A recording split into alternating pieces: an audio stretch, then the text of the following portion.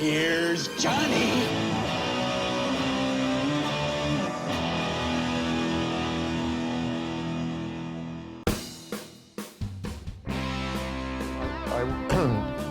At the time we're talking about, that it was, I think, the transitory period where Fender started using a rosewood fingerboard, and I didn't want that. I wanted a maple, maple neck.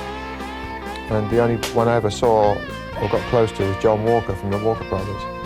And just like would have it, we went on tour with them, Yardbirds, Walker Brothers, in '65, and I bought it, and he wanted £75, which is a lot of money. It was only about 10 quid cheaper than the one that was for sale in the shop, brand new, but he wouldn't shift on it, and I dug out the 75 and gave it to him. So that's how it started, and I've never regretted it. Hi, Seymour Duncan here. One time with the band, the Mysterians, we were playing at an outdoor concert.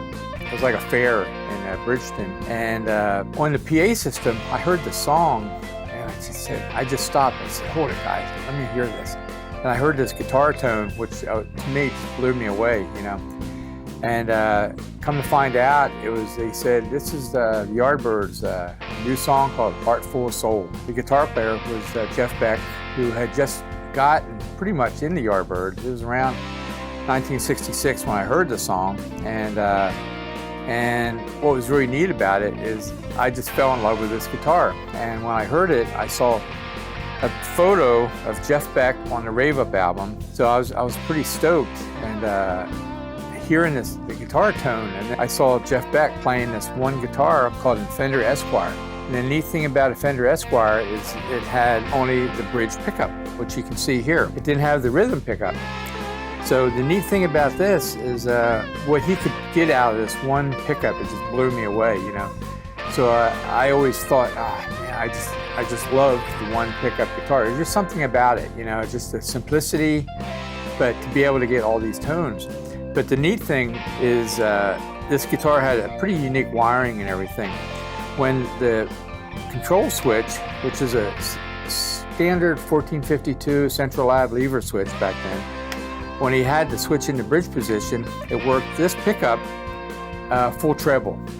Okay, it had the brightest sound that you could get out of it. When it was in the middle, the switch was in the middle, the only control that worked was this tone control here.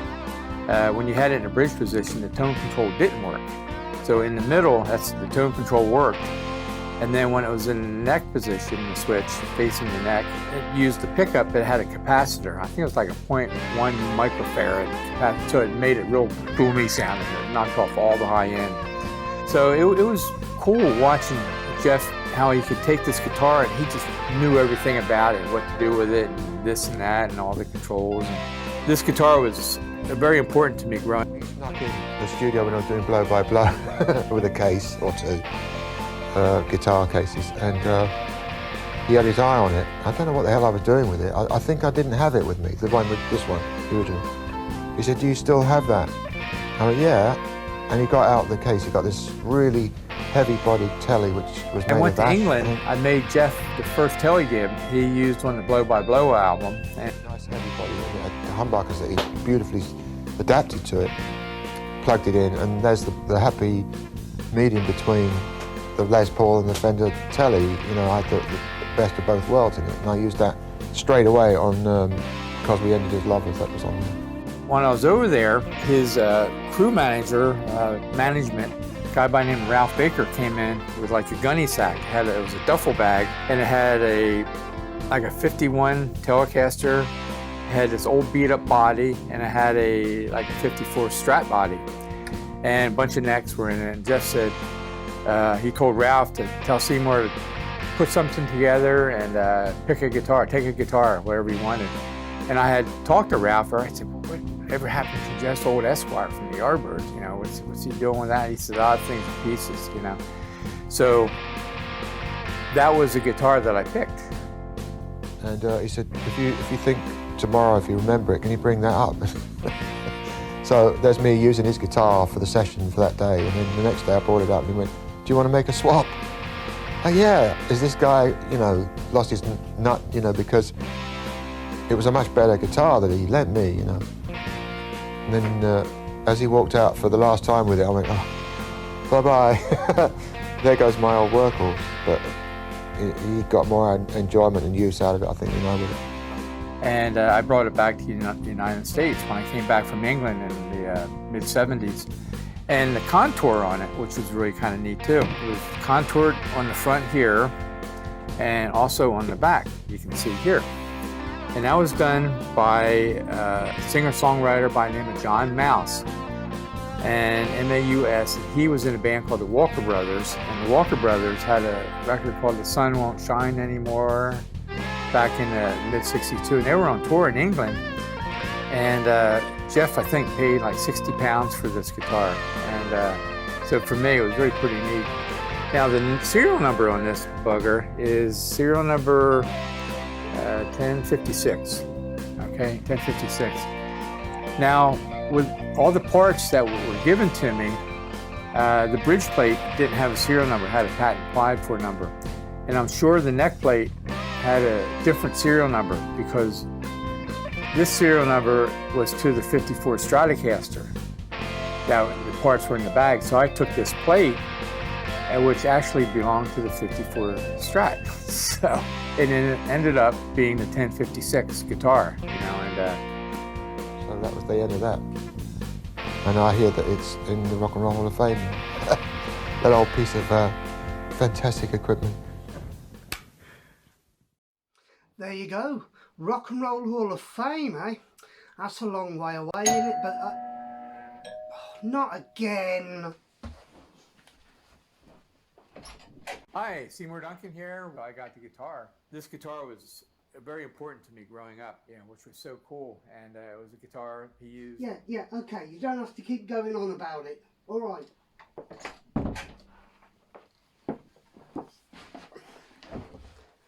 Look what I've got.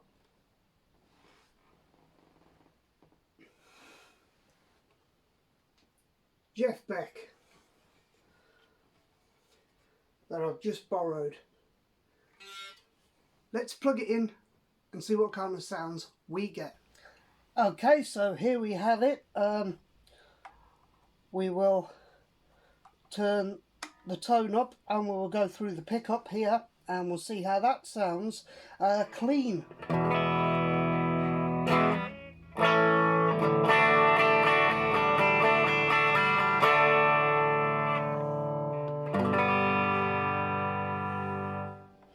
So there is your volume control. And as stated in the documentary, this knob does nothing while it is engaged in that pickup.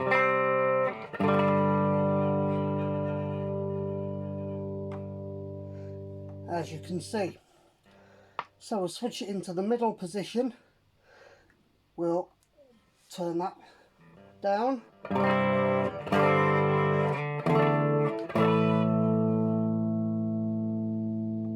And then the other way.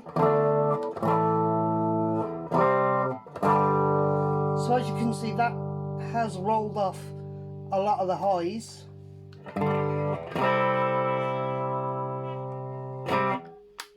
And then into what would be the neck position.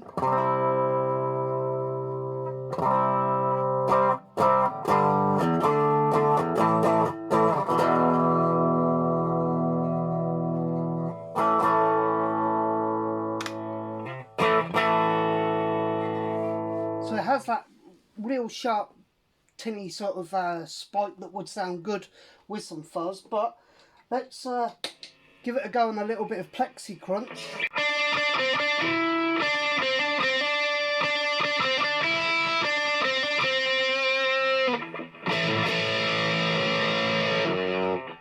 Let's stick it in the middle.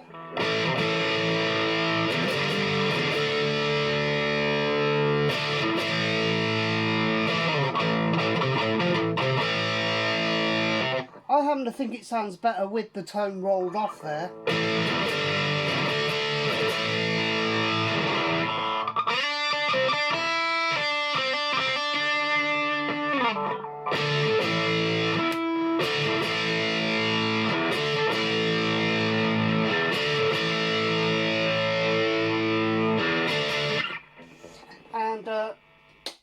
let's stick it through my tube amp modeler.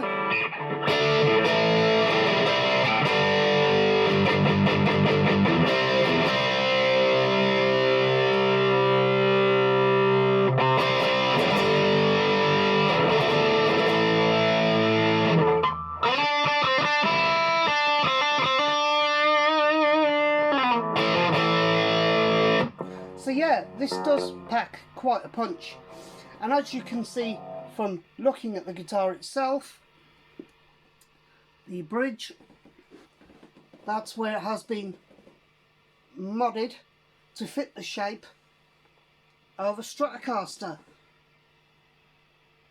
which I think is pretty good. It makes this really quite a nice guitar.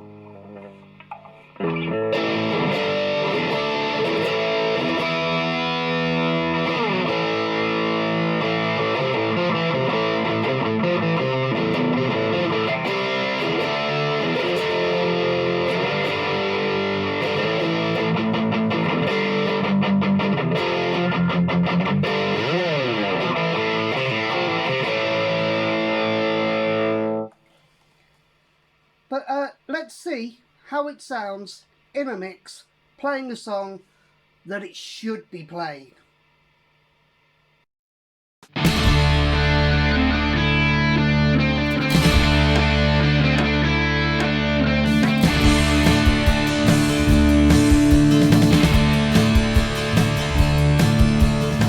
Sick heart low, deep and dark despair, thinking one thought only. Where is she? Tell me where. And if she says to you she don't love me, just give her my message and tell her of my plea. And I know that if she had me back again, I would never make her sad. Got a heart full of soul.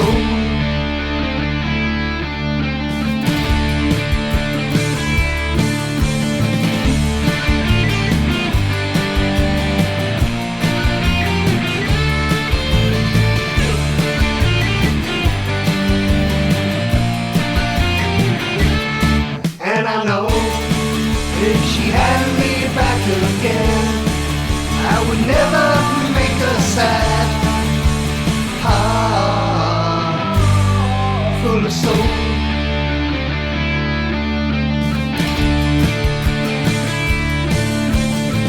She's been gone such a long time, longer than I can bear. But if she says she wants me, well, tell her I'll be there. And if she says to you she don't love me, just give her my message and tell her of my plea.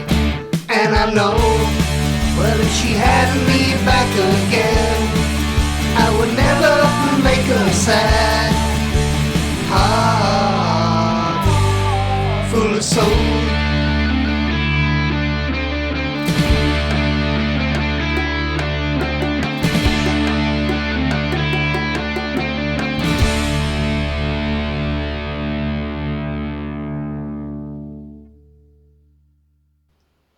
And there you go, guys. Here it is. Now, what a beautiful thing this is. And yes, it is indeed another replica owned and built by my good friend Nick Lloyd. His guitars, these replicas, are such quality.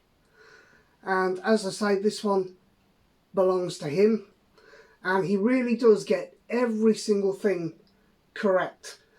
Now, this guitar cannot really qualify as a budget guitar, because as this is his own, this is made to some high quality specs, and you can definitely tell the guitar itself is fantastic. It plays very, very well. it's a thing of real beauty. So there we go. Thank you to Nick for lending me this to do a video on, and I hope you enjoyed the little documentary I put together at the beginning. And just before I go, I do have some brand new t-shirt designs in my Teespring store. There will be a little short advert coming up at the end of this video. Please do check it out. If you do wish to help support the channel, you can of course go onto the Teespring and buy a t-shirt. You can also pop along to PayPal and leave a one-off donation, or you can go over to the Patreon and become a patron. So don't forget to like, share and subscribe, and all of the support links are down below. Enjoy this little advert, and I'll see you again very soon. Take care.